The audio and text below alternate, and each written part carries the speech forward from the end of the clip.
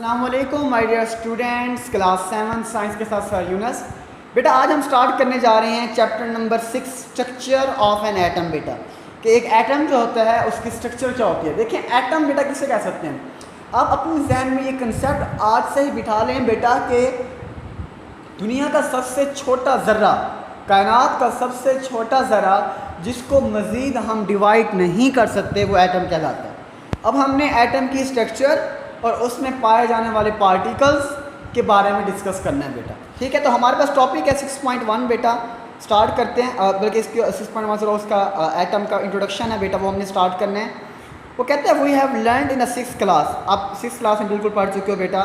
I think chapter number 6 में या 5 में आपने पढ़ा होगा। ठीक है, एलिमेंट्स जहाँ कंपाउंड्स वगैरह थे, एटम के स्ट्रक्चर के बारे में आपने कंसेप्ट पढ़ा होगा। देखिए वो कहता है कि atom is the smallest particle of matter. Atom is the smallest particle of matter, कि मैटर का जो सबसे छोटा जो ज़र्रा है बेटा वो क्या है बेटा, वो एटम है। वो क्या है बेटा, एटम। दैट कैन बी, ठीक है, that can be not exist independently, जो आज़ादाना, इंडिपेंडेंटली का मतलब होता है जो आज़ादाना तौर पर एग्जिस्ट नहीं करता। एटम का ऐसा छोटा ज़र्रा जो आज़ादाना तौर पर एग्जिस्ट नहीं करता उसे क्या कहा जाता है, एटम कहा जाता है। Everything in the universe is made up of atom. याद रखिएगा इस कायनात के अंदर हर चीज़ एटम से मिलकर बनी हुई है। And our body is also composed of several trillions of atom. हमारी बॉडी भी सेवरल, बहुत सारे ट्रिलियन, खरबों एटम से मिलकर बनी हुई है। अ ग्रीक फिलोसफर डेमोक्रिटस, क्या लफ्ज़ है, Democritus, give the idea of atom for the first time. सबसे पहला जो साइंटिस्ट था जिसका नाम था डेमोक्रिटस, एक यूनान का रहने वाला था, उसने एटम का कंसेप्ट दिया था। उसने क्या कहा इन द 19th सेंचुरी। फिर एक और साइंटिस्ट आया Johan Dalton from England. Johan Dalton बेटा याद रखिएगा, जोहन डाल्टन एक इंग्लिश स्कूल टीचर था और ये इंग्लैंड में रहता था। Presented the first atomic model, जिसने एटम का पहला मॉडल पेश किया था। अकॉर्डिंग टू हिम, इसके मुताबिक all matter is composed of atom. तमाम मैटर्स जो हैं वो एटम से मिलकर बनी हुई हैं। Atoms can neither be created not destroyed. ना एटम को आप क्रिएट कर सकते हो, ना पैदा कर सकते हो, ना ही डिस्ट्रॉय कर सकते हो। उसके बाद बेटा 6.1 स्ट्रक्चर ऑफ एन एटम को डिस्कस करते हैं। वो कहते हैं is there any particle smaller than atom, कि क्या एटम से भी कोई स्मॉलर पार्टिकल हैं? श्योर, यकीनन, देयर इज़, ये हैं। Atoms are made of even smaller particles. Atom भी 3 मज़ीद छोटे पार्टिकल से मिलकर बना हुआ है, electrons, protons and neutrons. Electrons किसे कहते हैं बेटा, देखिए मैं आपको एक कंसेप्ट दे देता हूँ कि ये हमारे पास ना एटम की स्ट्रक्चर है। ठीक है, this is structure of an atom. ये न्यूक्लियस होता है बेटा। ठीक है, nucleus is a central part of the atom, जिसमें प्रोटॉन और न्यूट्रॉन होते हैं। और ये जो बाहर आपको एक गोल दायरा नज़र आ रहा है, सर्कल, ये शेल्स होते हैं। उन शेल्स के अंदर इलेक्ट्रॉन जो है ना वो रिवॉल्व करते हैं। ठीक है, वो बता रहे बेटा कि अब वो बताएगा कि आपको होता क्या है, न्यूक्लियस क्या होता है। The central part of the atom, ठीक है, इस कॉल्ड न्यूक्लियस। जो सेंट्रल पार्ट होता है वो क्या कहते हैं, न्यूक्लियस कहते हैं। जैसे हमने आपको दिखाया भी है कि हमारे पास ये न्यूक्लियस है। ठीक है, proton and neutron are present in the nucleus. Proton और न्यूट्रॉन, क्वेश्चन पूछ ले कि प्रोटॉन और neutron exist in the atom, where it is, nucleus. ठीक है, इलेक्ट्रॉन्स किसे कहते हैं, electron revolve around the nucleus. Electron जो है वो अराउंड द न्यूक्लियस जो है रिवॉल्व करते हैं। And electron has a negative charge. एक इलेक्ट्रॉन के ऊपर नेगेटिव चार्ज होता है। Its mass is extremely small, और इसका मास जो है वो बहुत ही छोटा होता है।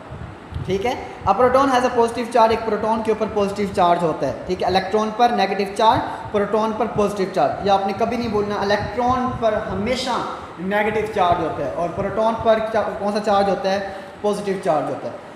The number of protons in an atom is equal to number of electrons revolving around the nucleus.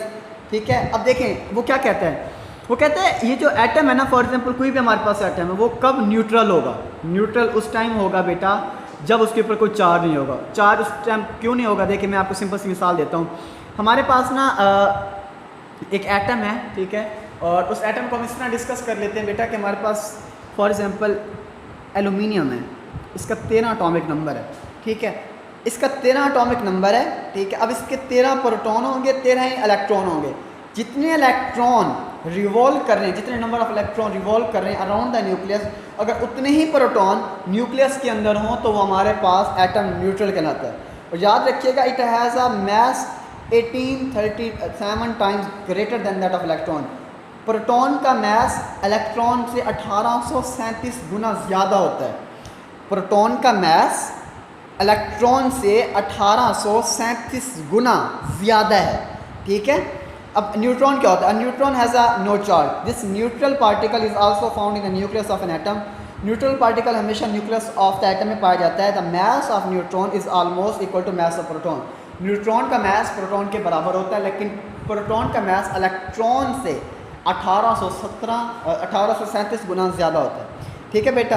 And how proton and neutrons are electrons are like and different, वो उनमें क्या खासियत है, क्या सेम चीज़ है। लाइक का मतलब होता है सेम, और क्या उनमें डिफरेंट है, ठीक है। वो कहते हैं वाई इज़ एटम न्यूट्रल। मैंने आपको बताया कि जब इलेक्ट्रॉन और प्रोटॉन की चार्ज, मतलब इलेक्ट्रॉन और प्रोटॉन की नंबरिंग अगर बराबर होगी तो एटम न्यूट्रल होगा।